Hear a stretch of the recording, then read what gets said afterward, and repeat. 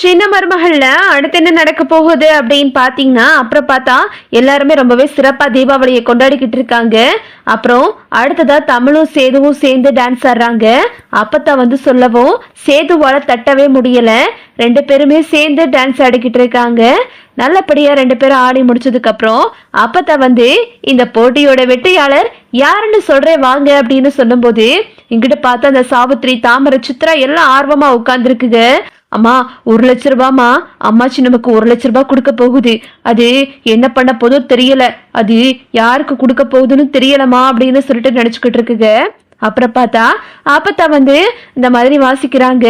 தமிழ் தான் இந்த போட்டியோட வின்னர் அப்படின்னு சொல்லிட்டு தமிழுக்கு கை தட்டி அப்பத்தா வரவேற்கிறாங்க. தமிழ் அப்படியே ஆச்சரியமா நிக்கிறாங்க. சேதுவும் தமிழும் சேர்ந்து அப்பத்தா கிட்ட போகவும் அப்பத்தா சொல்றாங்க, இந்தாடி புடி பணத்தை வச்சுக்க அப்படின்னு சொல்லிட்டு அப்பத்தா வந்து தமிழ் கையில 1,00,000 ரூபாயை கொடுக்குறாங்க.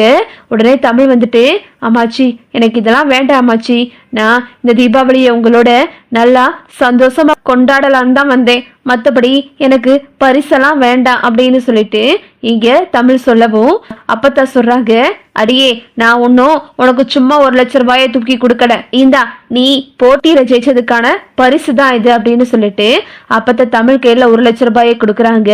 இத பார்த்துட்டு சாவித்திரி வந்து, அம்மா என்னம்மா அவ கையில 1,00,000 ரூபாய் தூக்கி கொடுக்குற, அவ நல்லா ஆடுனாளா, நாங்க தானே நல்லா ஆடணும், உன் பெத்தா மகளை விட்டுவிட்டு அது மட்டும் இல்லாம இந்த வீட்டோட மருமக எல்லாருமே நல்லா தானே ஆடுனாங்க, அண்ணன் நல்லா ஆடினாரு, அவங்களெல்லாம் விட்டுவிட்டு நீ என்னடானா அந்த தமிழ்ச்செல்விக்கு போய் ரூபாயை கொடுக்குற அப்படின்னு சொல்லும் போது, அடியே எனக்கு எல்லாம் தெரியும், உன் வேலையை பார்த்துக்கிட்டு போடி, நீ நல்லா தான் ஆடுன, ஆனாலும் அவ வயிற்றுல புள்ளைய வச்சுக்கிட்டு ஆடுனால அதனால அவளுக்கு தான் அந்த ரூபா அப்படின்னு சொல்லிட்டு அப்பத்தான் வந்து தமிழுக்கு வந்து 1,00,000 ரூபாயை கொடுக்குறாங்க. இதை பார்த்துட்டு சாவித்திரி, தாமரை வயிறு எரிஞ்சு நிக்குதுங்க. அப்புறம் அப்பத்தான் சொல்றாங்க, வாங்கடி வெடி போடுவோம், பட்டாசு வெடிக்கணும்ல, தீபாவளினாலே பட்டாசு தாண்டி, வாங்க நம்ம எல்லாருமா சேர்ந்து வெடி வெடிப்போம் அப்படின்னு சொல்லிட்டு எல்லாரும் வெளியே போறாங்க. ஒரு பக்கம் சாவித்திரி, சித்ரா எல்லாம் வெடி வெடிச்சுக்கிட்டு இருக்குங்க. அப்புறம் பார்த்தா தாமரையும் வெடி வெடிச்சுக்கிட்டு இருக்கு. தமிழும் வர்றாங்க. தமிழே பார்த்து கவனமா இருடி, வெடி ஏதாவது மேல பற்ற போகுது அப்படின்னு சொல்லிட்டு அப்பத்தான் சொல்றாங்க. சரிங்க மச்சி நான் பார்த்துதான் வெடிக்கிறேன் அப்படின்னு சொல்லிட்டு தமிழ் நினைச்சுக்கிட்டு இருக்கும் போது, சத்தமான வெடியெல்லாம் வெடிக்காதீங்க அப்படின்னு சொல்லிட்டு சேது வர்றாரு. ஏன்பா சேது, நம்ம வழக்கமா சத்தமான வெடிதானே வெடிப்போம் அப்படின்னு சொல்லிட்டு இங்க சாவித்திரி சொல்லுது. அது வேண்டாம் அப்படின்னு சொல்லிட்டு சேது வந்து எதுவுமே பேசாம சொல்லிக்கிட்டே இருக்காரு. அப்புறம் பார்த்தா அப்பத்தா சொல்றாங்க, ஓஹோ பேராண்டி இப்படி சொல்றானோ, ஆமாண்டி அவன் சொல்றதும் சரிதான், அவ வயிற்றுல புள்ள வச்சிருக்கா, சத்தமான வெடியெல்லாம் வெடிச்சா புள்ள பயந்துரும்ல, அதனாலதான் அவன் தான் புள்ளைய மனசுல வச்சுக்கிட்டு இப்படி பேசுறேன் அப்படின்னு அப்பத்தா சொல்லவும், அதெல்லாம் ஒண்ணும் கிடையாது, எனக்கு கொஞ்சம் தலை வலிக்குது, அதனாலதான் சத்தமான வெடியெல்லாம் வேண்டான்னு சொன்னேன் அப்படின்னு சேது சொல்றாரு. சரி சரிடா போதும் போதும் நீ நடிச்சதெல்லாம் அப்படின்னு சொல்லிட்டு அப்பத்தான் சொல்றாங்க. இத பார்த்துட்டு சாவித்திரி வந்து, பாத்தியாடி இவன வயிற்றுல இருக்க புள்ளைக்கு தான் அப்பா இல்லைன்னு சொல்றான், இப்ப என்னடானா வெடி வெடிச்சா புள்ள பயந்துரும்னு சொல்லிட்டு வெடியவே வெடிக்க கூடாதுங்கிறான், இவன் என்ன நினைச்சுக்கிட்டு இருக்கானே நமக்கு தெரியல அப்படின்னு சொல்லிட்டு நினைச்சுக்கிட்டு இருக்கும் போது அப்புறம் பார்த்தா தமிழ் எல்லாரும் கம்பி பார்த்தா அப்பதான் பொருத்திக்கிட்டு இருக்காங்க. இங்கிட்ட பார்த்தா இந்த ஈஸ்வரி வந்துட்டு தமிழ் வந்துட்டு வெடி வெடிச்சுக்கிட்டு இருக்கும் போது தமிழோட புடவையோட முந்தானை எடுத்து அப்படியே தீயில போட்டுருது. என்ன ஒரு மாதிரி கருகிற வாடை வருது அப்படின்னு சொல்லிட்டு தமிழ் திரும்பி பார்த்தா அவங்க புடவை தீ பிடிச்சி எரியுது. ஐயோ அம்மாச்சி அப்படின்னு சொல்லிட்டு எல்லாரும் பயந்துடுறாங்க. தமிழ் கத்த ஆரம்பிச்சிடறாங்க. தமிழ் கத்துறதை கேட்டுட்டு சேது ஓடிடுறாரு. தமிழ் மேல தண்ணி ஊத்தி சேது வந்துட்டு அந்த தீயை அணைச்சிடுறாரு. நல்லபடியா வந்துட்டு தமிழை காப்பாத்திடுறாரு சேது. ஈஸ்வரி வந்து இதை பார்த்துட்டு, சே இன்னும் கொஞ்சம் விட்டுருந்தா இவ உடம்பெல்லாம் கருகி இருக்கும், அவ வயிற்றுலையும் தீ பிடிச்சிருக்கும், என்ன எதுவுமே நடக்காம போச்சு அப்படின்னு சொல்லிட்டு சாவித்திரி நினைச்சுக்கிட்டு இருக்கு. உடனே ராஜு அங்க வர்றாரு. என்னமா பார்த்து கவனமா இருக்கிறது இல்லையா, வயிற்றுல குழந்தைய வச்சிருக்க, இப்படியே அசால்ட்டா இருப்ப அப்படின்னு சொல்லிட்டு தமிழ் மேல பாசமாவும் அக்கறையாவும் சொல்றாரு ராஜாங்கம். வாங்க வெடிச்சதெல்லாம் போதும் அப்படின்னு சொல்லிட்டு உள்ள கூட்டிட்டு போறாங்க. தமிழுக்கு தண்ணி எல்லாம் கொடுத்து அப்பத்தான் வந்து கேக்குறாங்க, ஒண்ணும் இல்லடி அப்படின்னு சொல்லிட்டு கேட்கும்போது, எனக்கு ஒண்ணும் இல்லாமாச்சு அப்படின்னு சொல்லிட்டு இங்க அப்பத்தா கிட்ட சொல்லிக்கிட்டு இருக்காங்க. எல்லாரும் வீட்டுல உட்கார்ந்து இருக்காங்க. அப்புறம் பார்த்தா திடீர்னு ராஜாங்கத்துக்கு ஒரு போன் வருது. அதுல கட்சி தலைவியோட அம்மா போன் பண்றாங்க. நல்லா இருக்கீங்களாமா, தலைவர் என்ன பண்றாரு, எல்லாத்துக்கும் தீபாவளி நல்வாழ்த்துக்கள் அப்படின்னு சொல்லும்போது நல்லபடியா இருக்காங்க எல்லாரும், தீபாவளி நல்வாழ்த்துக்கள். போன வருஷம் நாங்க எல்லாரும் அங்க இருந்தோம், சிறப்பா கொண்டாடணும். இந்த வருஷமும் நாங்க சிறப்பா தீபாவளியை கொண்டாடிக்கிட்டு இருக்கோம். உங்களுக்கு ஒரு முக்கியமான விஷயம் சொல்றதுக்காக தான் நான் இப்போ ஃபோன் பண்ணேன். நீங்க டிவியில நியூஸ் போட்டு பாருங்க அப்படின்னு சொல்லும்போது, நியூஸா அப்படின்னு சொல்லிட்டு ராஜாங்கம் வந்து சொல்றாரு.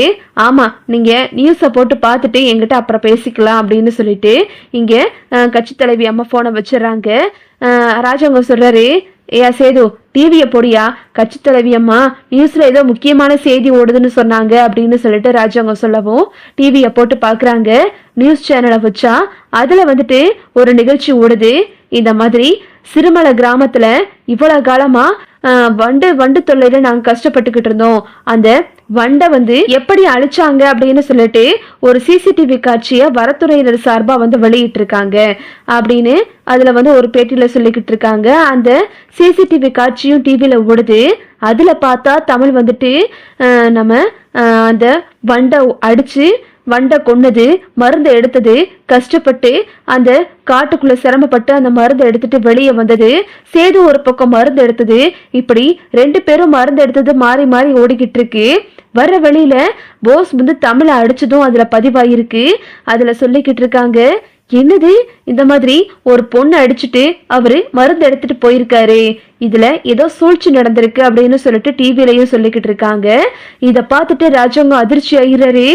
என்ன போஸ் இதெல்லாம் அப்படின்னு சொல்லிட்டு, ஐயோ அப்படின்னு சொல்லிட்டு போஸுக்கு வந்து அப்படியே படபடப்பாயிருது.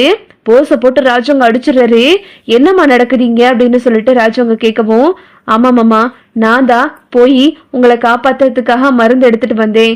மருந்து எடுத்துட்டு வர வழியில என்னை யாரோ தலையில அடிச்ச மாதிரி இருந்துச்சு, முழிச்சு பார்த்தா இங்க இருக்கேன். அதுக்கப்புறம் போஸ் தான் உங்களை காப்பாத்தினதா எல்லாரும் சொல்றாங்க மாமா. எனக்கு ஒரு சந்தேகம் இருந்துச்சு, நான் எப்படி கீழே விழுந்திருப்பேன்னு எனக்கும் தெரியல, அதனாலதான் இந்த விஷயத்த நான் சொல்லல அப்படின்னு தமிழ் சொல்லவும் சேது வேகமா வந்து, இந்த விஷயத்த நீ ஏன் என்கிட்ட முன்னாடியே சொல்லல தமிழ்கிட்ட சேது கேட்கிறாரு. உடனே தமிழ் அப்படியே அமைதியா நிக்கிறாங்க. சேது வந்து போஸை போட்டு அடிக்கிறாரு. இங்கிட்ட ஈஸ்வரி வந்து பதறுது. ஐயோ சேது விட்டுருப்பா, சேது என் பிள்ளைய விட்டுருப்பா அப்படின்னு கதறுது. சின்னம்மா, நீங்க சும்மா இருக்கீங்களா என்ன? எவ்வளவு பெரிய விஷயத்த பண்ணிருக்கா தமிழ்ச்செல்வி, கஷ்டப்பட்டு மருந்து எடுத்துட்டு வரும்போது இவன் என்னடா தவளையில அடிச்சுட்டு அவளை அங்கேயே விட்டுட்டு கையில இருக்க மருந்தை புடிக்கிட்டு வந்திருக்கான். இவன் நல்ல பேர் வாங்கியிருக்கான் பாத்தீங்களா, இவனுக்குலாம் என்ன சொன்னாலும் புத்தியே வராது அப்படின்னு சொல்லிட்டு இங்க அப்பதான் சொல்றாங்க. அப்புறம் பார்த்தா ராஜாங்க சொல்றாரு, இதுல வேற உன் பிள்ளைக்கு எம்எல்ஏவோட பொண்ணு கேக்குதா, இனிமே கல்யாண பேச்சு அது இதுன்னு எடுத்துட்டு வந்த, அப்புறம் நடக்கிறதே வேற அப்படின்னு சொல்லிட்டு ஈஸ்வரிய ராஜாங்க சத்தம் போட்டு விட்டுறாரு. அப்புறம் உனக்கெல்லாம் புத்தியே வராதுடா, போடா முத வெளியே அப்படின்னு சொல்லிட்டு ராஜாங்க வந்து போஸை வந்து அடிச்சு வெளியே விரட்டி விட்டுறாரு. போஸும் வந்துட்டு அந்த இடத்த விட்டு போயிடுறான். தீபாவளி அதுமா தமிழுக்கு வந்து ஒரு நல்ல பேர் கிடைச்சிருக்கு ராஜாங்கத்துக்கிட்ட. ராஜாங்கம் சொல்றாரு, சரிம்மா, நீதாமா என் குலசாமி, என் உசுரை காப்பாத்துனது நீதான். இது மட்டும் இல்ல, பல தடவை எனக்கு வந்த அவமானங்களையும் உசுரையும் காப்பாத்திருக்க, நான் இதை என்னைக்குமே மறக்க மாட்டேமா அப்படின்னு சொல்லிட்டு ராஜாங்கம் வந்து தமிழை கையெடுத்து கும்பிடுறாரு. இனிமே நீ இங்க தாமா இருக்கணும் அப்படின்னு சொல்லிட்டு ராஜாங்கம் சொல்றாரு. சேது வந்துட்டு தமிழுக்கு நன்றி சொல்றாரு. இத பார்த்துட்டு சாவித்திரி வந்து அப்படியே வாயடிச்சு போய் நிக்குது. அப்புறம் பார்த்தா ராஜாங்கம் வந்து மோகனா கிட்ட இருந்து கஜானா சாவியை வாங்கி தமிழுக்கிட்ட கொடுக்கறாரு. இந்தாமா, இனிமே இதை நீ தான் வச்சுக்கிறணும், இது உன் கையில தான் இருக்கணும் அப்படின்னு சொல்லிட்டு திரும்பவும் கஜானா சாவியை எடுத்து தமிழ்கிட்ட கொடுத்து ராஜாங்க வந்து தமிழை திரும்பவும் தன்னோட சின்ன மருமகளா ஏத்துக்கிறாரு. இதுதான் அடுத்தடுத்து நடக்க போகுது. ஓகே விவோஸ், இந்த வீடியோ உங்களுக்கு பிடிச்சிருந்தா லைக் பண்ணுங்க, ஷேர் பண்ணுங்க, மறக்காம நம்ம சேனலை சப்ஸ்கிரைப் பண்ணிக்கங்க. தேங்க்ஸ் ஃபார் வாட்சிங்.